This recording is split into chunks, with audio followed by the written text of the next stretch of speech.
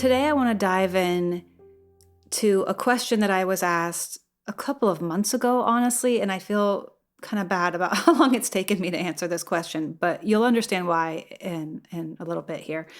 Um, but just to kind of give you the premise, a few months ago, I was a guest on a podcast, and when I came home from that, I had this feeling in me of like, oh, I didn't really get to say as much as I wanted to say because it was short. And I don't know, it just kind of left me feeling like, man, I really actually am at a point where I think I want to share more of my story and I want to start, um, I don't know, just like being more connected and giving more of myself more vulnerably. It was hard to say that word, vulnerably, than I ever have. And so I posted that day on my Instagram page and just said basically that, just said, listen, I'm at a point where I'm really feeling drawn to sharing more of my story and connecting more with you guys. And I want to know what it is, if there's anything in particular that you might actually want to know about my story or about my career or about, anything about what I do in my life. Please feel free to DM me and ask me.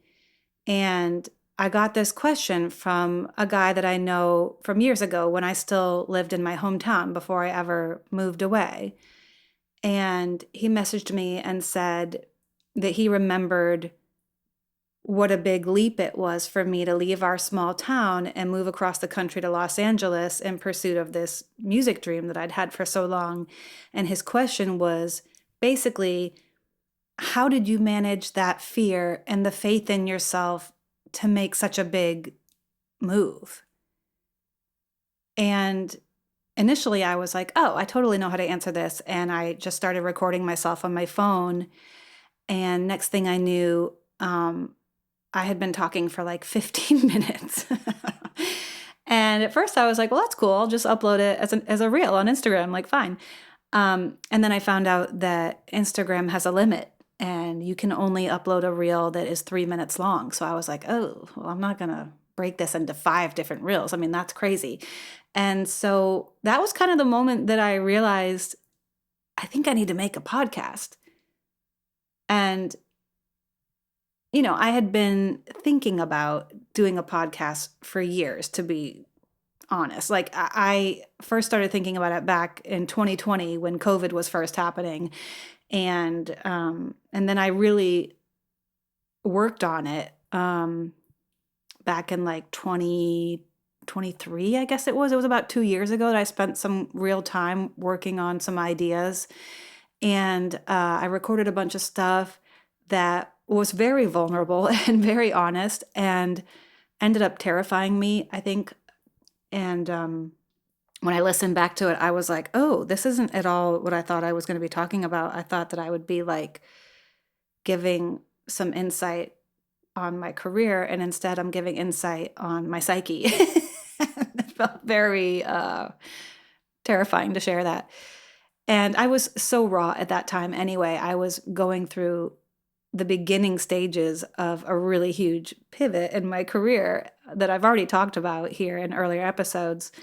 And so yeah, I needed more time, I think, is what I ended up realizing.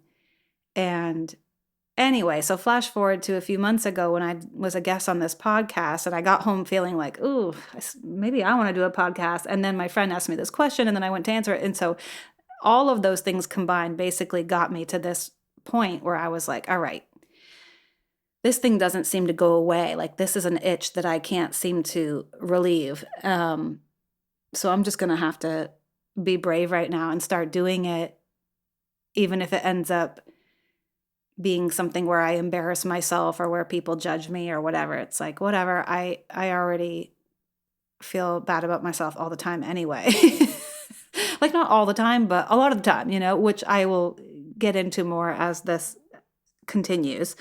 Because I do want to share the truth about that. But it's scary, But that's also why I'm doing it, because I want to face my fears. And I really don't want to live my life in a, like hiding so much of myself from people. But I'm always sort of confused about like how much to share too, because on the one hand, like I'm very private and I'm an introvert, but when I feel safe and when I'm with the right people, I'm very open and very honest and will tell you anything you want to know. So I'm kind of always sitting in that polarity in my life anyway. And so this is just an interesting exercise for me. Probably didn't need to give you that full disclaimer, but what I'm trying to say is what I realized in answering this question is that I can't answer it quickly and shortly in a reel because there's a lot to it. And part of it is that I had already been, I already felt like I was a professional in music, even though I wasn't. I wasn't making money in music, but I was pursuing the dream of making a living in music from the time I was 13, really. And by the time I was 16, I had hooked up with some people and a production company in New York City that I spent a lot of time going there, like leaving high school and going down to New York and spending long weekends there. And it started with a full summer before my 11th grade. And, just kind of taking it all in and working with this company, letting them write songs for me and teach me basically everything because I knew nothing. And I guess they were sort of developing me as an artist, really, and just kind of bringing me up and showing me the ropes, like how to record vocals, how to stack backgrounds, all of it. I was just a sponge taking it all in. So um, I had a few years of that. And then eventually I moved on to working with another guy in New Jersey when I graduated high school. And I'll get into all of this in more detail in future episodes just to like really dig into those stories. But I'm just kind of trying to give you the cliff notes here of by the time 2008 rolled around and I moved from my small town to Los Angeles, I basically already had about 10 years under my belt of really active pursuing getting into the music business, showcasing for labels, having different lawyers represent me and different kind of manager type people around me and producers and things. So it wasn't like I didn't have any experience and then just was boldly moving across the country. I felt like I had already put a lot of years in and already had a bit of experience, to go off of, and enough feedback, I guess, from those experiences to feel like people in the industry believed in me and mirrored back to me that, yes, you are good enough and yes, you belong here and you can do this. So I kind of felt confident in that. And even though I spent a lot of time, a lot of years just in Maine, locally, being a wedding singer, once I started writing my own songs around 23, I started booking solo gigs where I would just play the keyboard in the corner of a restaurant and play mostly covers and then, sprinkle in my own original songs here and there just to kind of see if anyone cared. And I did that for a few years too. But the last 3 years that I lived in my hometown, while I was doing all of those local gigs and all that stuff, I was also in the throes of like one of the hardest periods of my life personally, because my father was sick with brain cancer, with glioblastoma, a stage 4. And we found out that he had it in the summer of 2005.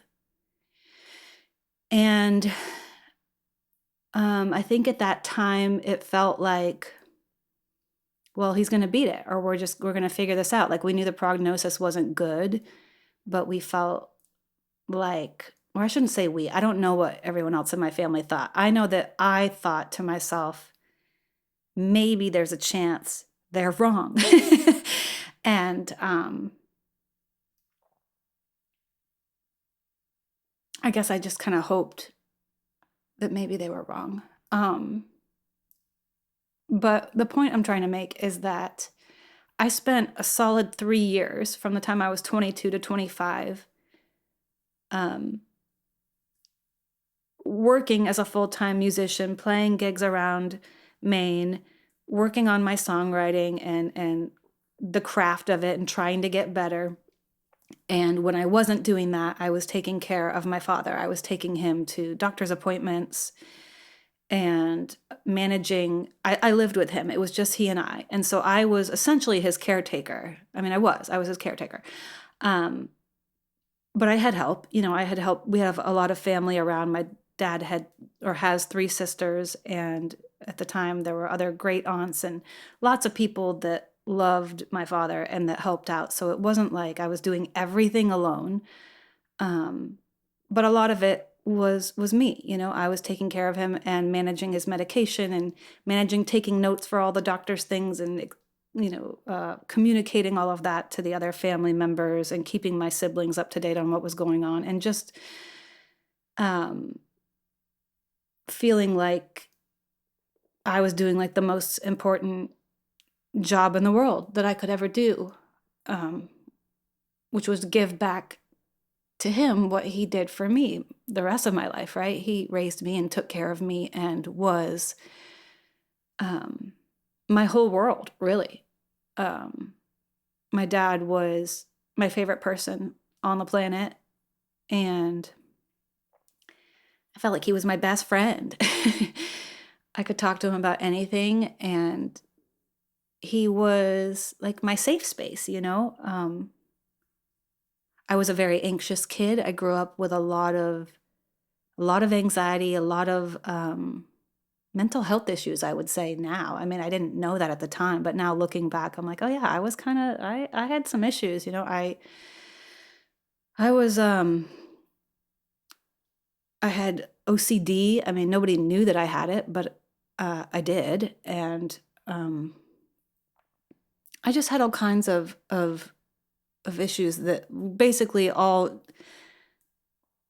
created a really sensitive nervous system. I was really anxious and overthinking everything and always just like hyper aware of everyone's emotions around me and trying really hard to keep the peace at all times. And I was often very unsuccessful at that because I was a kid and that's not my job. And I know that now.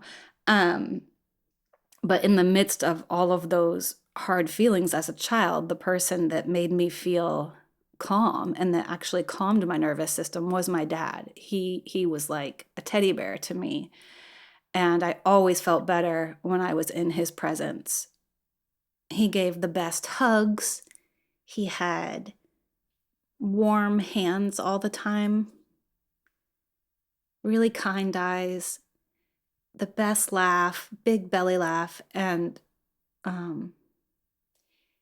he just adored us. He adored myself and my siblings. And I felt that. I really felt loved and understood. I felt like he really got me and he listened to me. And I was a pretty chatty little kid. I'm a chatty person in general.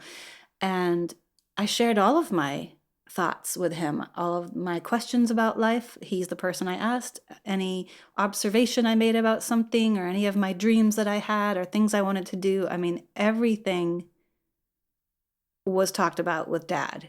He was my person.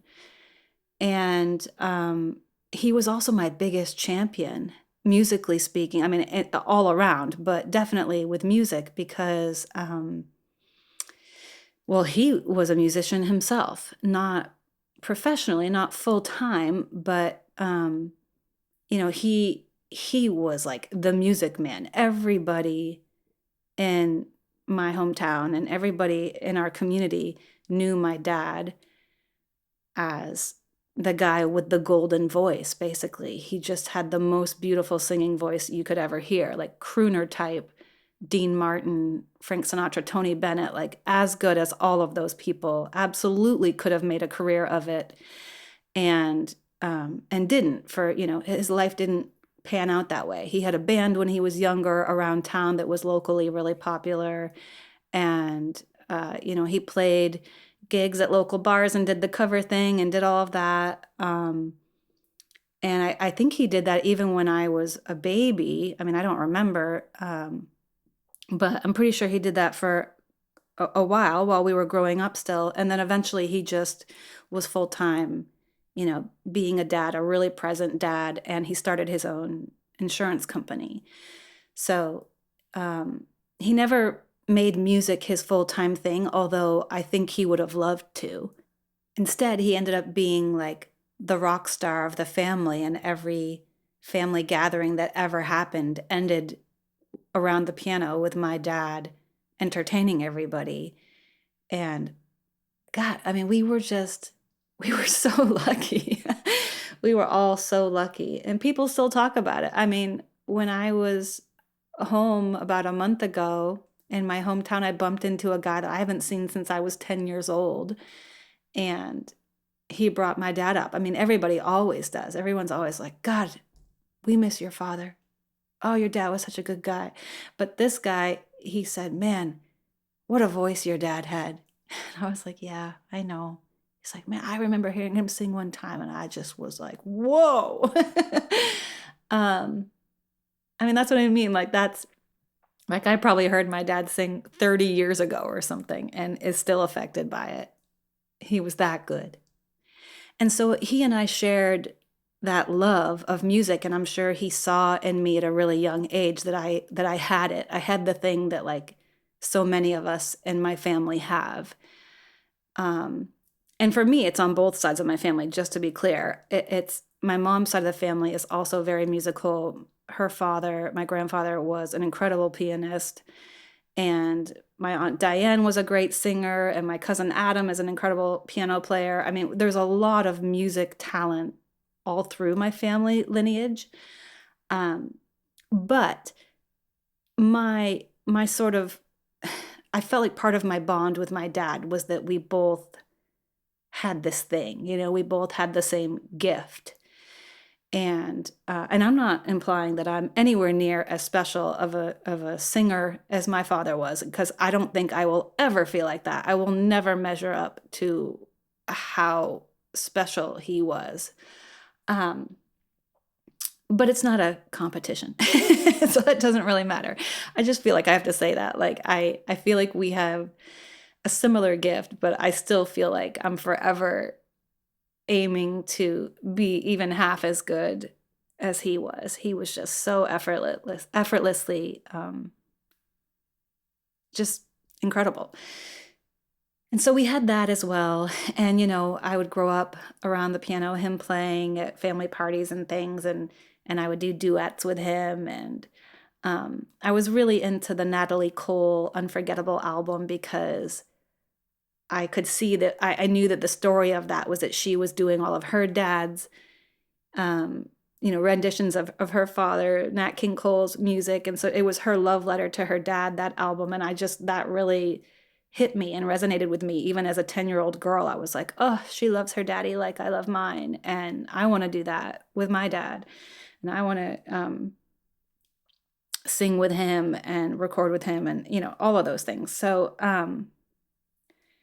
yeah, like we played together, and he was my guy, is what I'm trying to say. And so when I found out that Dad was sick, it was it kind of felt like someone was telling me that in the near future, life as you know it is over. And I don't really know how you can ever prepare for that. It's like, on the one hand, I feel lucky that we knew the end was coming, so we kind of knew to soak up the time that we had. Like, I have friends who lost their fathers. Pretty much all of my friends that lost their fathers actually lost them really abruptly, like heart attacks or something like that. And that just feels so much worse or something. I don't know. And my cousins lost their mom, my aunt, a couple of years ago, unexpectedly. Just one day they're here and then they're gone. And it's just so abrupt, and you just have you can't, it feels unfair. I mean, it all feels unfair, but my point is I recognize that in some ways I was fortunate that we had like a heads up that it was coming or something. But there's also a whole side to that that is also very painful, because living with that knowledge and watching the person that you love the most in the world deteriorate is awful. I mean, it's beautiful and it's awful all at the same time. Because it's a beautiful thing to be able to be there with them and kind of help them through that. Like, that was a real honor and something that I will always cherish that I was able to do, spending those 3 years of my life doing that. It's like, I mean, I sometimes I wish I could go back and do it all over again, because I know more and I think I would do a better job. Um, but I've had to make peace with that too, and understand that I did the best that I could, because I was young. I was 22, and I mean, it's not super young. It's not like I was 10 or something, but I was young and I wasn't ready. Not that you can never really be ready, but I definitely was not ready to lose him. Sorry, I'm like really trying to get through this without losing my composure in my voice, so forgive me.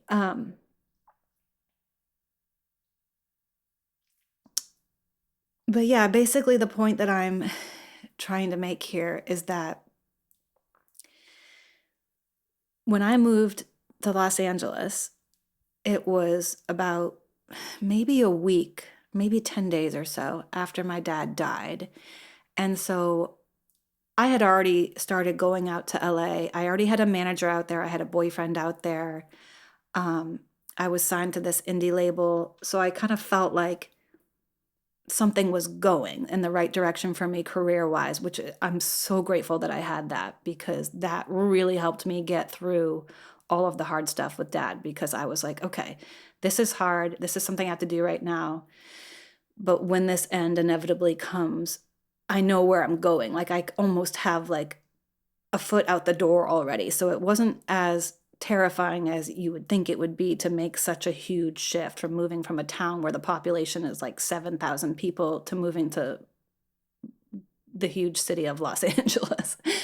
And what I also ended up understanding is that it was like, when dad died, it was like, what are you going to do to me now, life? You know, it's like the worst has happened and I'm still here. The sun still rose this morning. I'm still breathing. So I've got to do something with this. And especially because of our bond musically, I felt more driven and ambitious than ever before. And I was already wildly driven and ambitious from the time I was 5 years old. So, yeah, it was like the notch got turned up even more. And now I had nothing to lose, you know? I mean, everything was different. And I didn't want to be in that town anymore. I wanted to immediately move on to the next thing and hopefully do something that would honor my father and make him proud. And I felt like everything I was doing for he and I. It wasn't just me. It was like, let's go do this. And I used to talk to him all the time. I mean, I still do, but in the beginning parts of my career, like anything good that would happen, I would kind of cry, and in my own mind, or if I was alone, I would say out loud, like, "Oh, look what we're doing, Dad." um, and the craziest thing happened, actually, I think it was 2 days after he died. Yeah, it was like really, really fast after. I was in my dad's bedroom. We were sort of cleaning up all of his things, and I got a call from my manager at the time. And she said, you just got your song in a Target ad. And if you've listened to my earlier episodes, you know that early on in the early stages of my career, that was a huge goal for me after I had seen it happen for Ingrid Michaelson just a year before that. And I had already set the goal for myself of like, oh, okay, if she can do that, then that means that can happen for me too. So I had this goal. I had gone out to LA at some point the month before my dad passed away, and I had written a song with an artist by the name of Tim Myers, who was already very successful in the sync world. His music was all over commercials, and he's crazy, crazy talented. And I got lucky enough to write with him, and we had written a few songs together. And I had mentioned to him, like, man, I'd really love to have one of my songs in a commercial. And he was like, oh yeah, I can show you how to do that.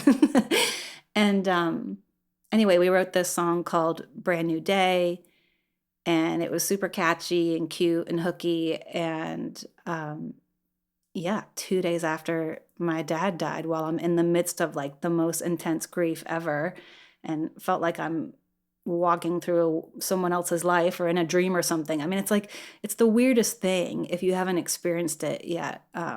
Being in that state of grief is like, it's like nothing even looks the same. Nothing tastes the same. Everything is very heightened and very foreign feeling. It's like, especially I think when it's one of your parents,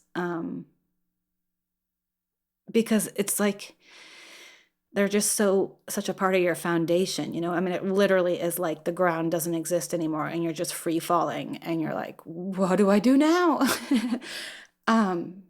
It's awful. But anyway,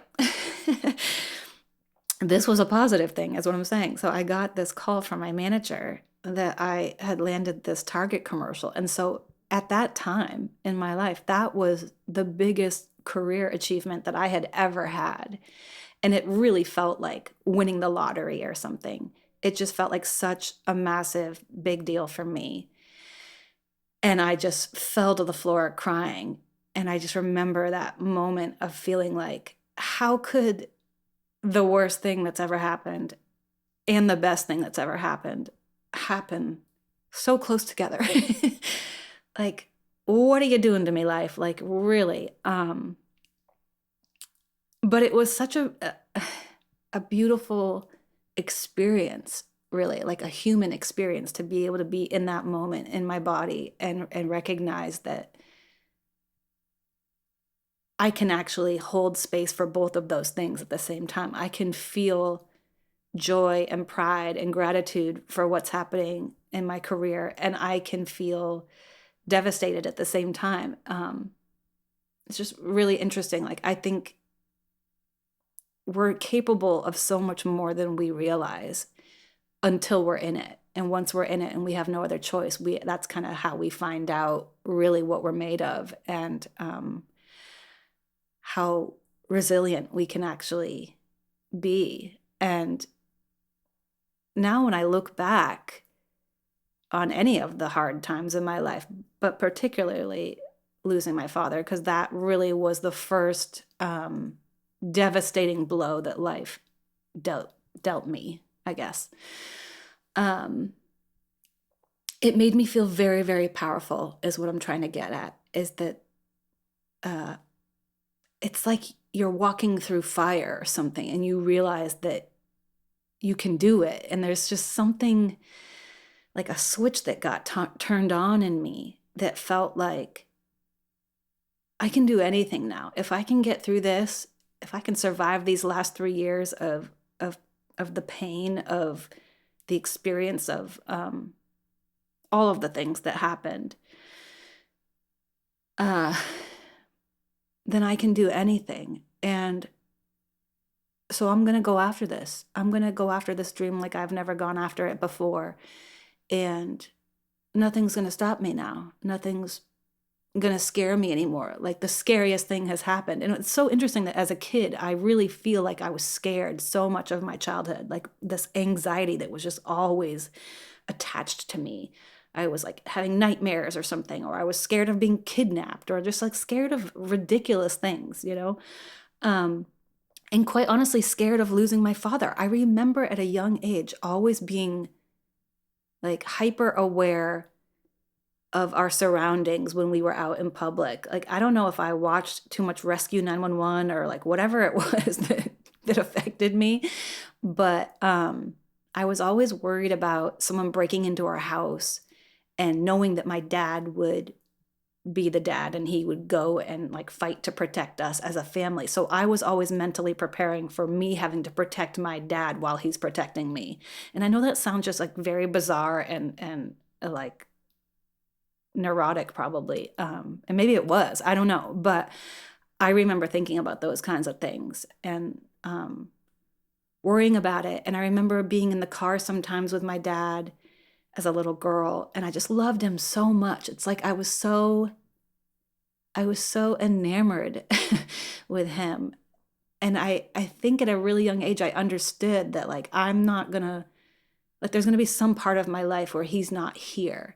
And I even asked him once, I remember asking him, like, how, like, aren't you scared to not be with your parents anymore? And he was like, well, no, and he kind of explained, like, you get older and it's okay. Like you know how to survive now and you don't need to live with your parents anymore. But I was like, I just don't understand how you ever get past that. Like I couldn't imagine how I was ever going to feel safe or be able to exist without him.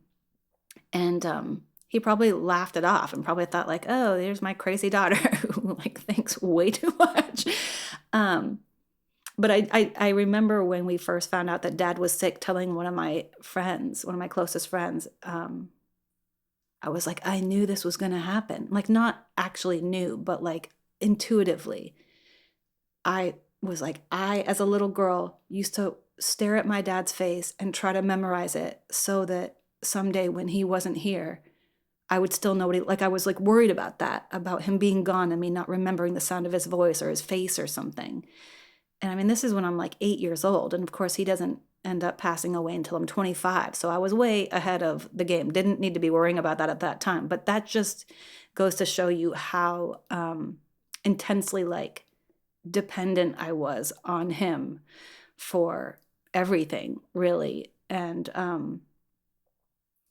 yeah, I just remember telling my friend when we found out that he was probably going to die, I was like, I feel like I've been preparing for this my whole life. Like somehow I knew that he wasn't going to be here for that long. It's like I always knew that. I don't know why I knew that, but I knew that. And there was almost like a peace that came with that as well, because there was like this validation of this insane hovering dread that I had for so many years for what seemed like no reason. And now all of a sudden it's like, oh, yeah, maybe like my soul knew that our time together was going to be short. I don't know. Maybe that's just me trying to make it make sense. But I remember finding some sort of peace in that and feeling like this must be the plan. This must be the way that this is supposed to go. And I have to trust that. I have to trust and accept that and move forward. And so I did. And yeah, I mean, it's hard to answer the question of what gave me the faith to make that move out west without talking about my dad, because the reality is that intense grief that I was going through at that time 100% became the fuel that lit me up and pushed me to go even harder after my dreams and to make something of the music in my soul. I mean, not to be cheesy, but really, it's like I'm now carrying the torch for both of us, and I'm going to do something with it if it's the last thing I do. So I don't know if hopefully that's not too personal of a share for you guys. But I just wanted to answer that question accurately. And I hope if anybody out there is going through something hard right now, or is in the process of losing someone that means everything to them, or has recently, or if you do in the future, I really hope that you'll be able to let it turn into fuel for you as well in some positive way. Because the reality is we're not getting out of this life without great loss. We're all going to experience it in one form or another, and some of us many times over and over. And while that's incredibly tragic and heartbreaking, I also think that there's something really beautiful about going through those devastating times so that we can, number one, feel how big and how deep our love is and can go. Like really stretch it right to the edges. And also realize and recognize how strong and how capable and how resilient we actually are. I don't really know how else you can discover that unless you get pushed to the edge. And maybe me thinking that way is like toxic positivity. I don't know. It feels like a way to spin it that makes it worth it and that brings something good out of it. And that feels right to me. But anyway, that's just me. That's just my path. And that's how I have processed that part of my life thus far. And the way that has served me, I guess. Because I do feel much more brave in my life since that experience. And every time something gets really hard or really scary, I can look back to moving through that grief and remind myself that there is another side and it does get easier eventually and it will be okay. And I love that I now can be someone that reminds other people of that when they go through losing a parent for the first time. It's almost like this little badge that you have now where it's like, I've been through the fire. And so I can't walk through it for you, but I can definitely remind you and be an example for you that there is another side eventually and that you will be okay and you will be better for the experience. That it's possible, I guess. I can't say that you will. I don't know how you'll handle it, but it's definitely possible. Anyway, I feel like I've talked way too long. I really wanted to answer that question honestly, and I wanted to take my time with the answer, and I wanted to intentionally release this episode on the anniversary of my father's passing. And so today is 17 years, which is crazy. It in some ways feels like it was a lifetime ago, and in other ways it feels like it was just yesterday. Time is weird like that. But yeah, today is 17 years, and I hope in some way I am continuing to make my daddy proud and carry the torch for him and hopefully affect people somewhere near closely to as positively as he did. I didn't say that very well. But I think you know what I mean. Anyway, I'm going to leave it there for today, and I'm sure I will talk about my dad many more times in this podcast because he's the best, and it'll come up undoubtedly. And now maybe you'll have a little bit of a better understanding about that relationship and the impact it had on me. I hope you'll join me again next time. Thank you for listening.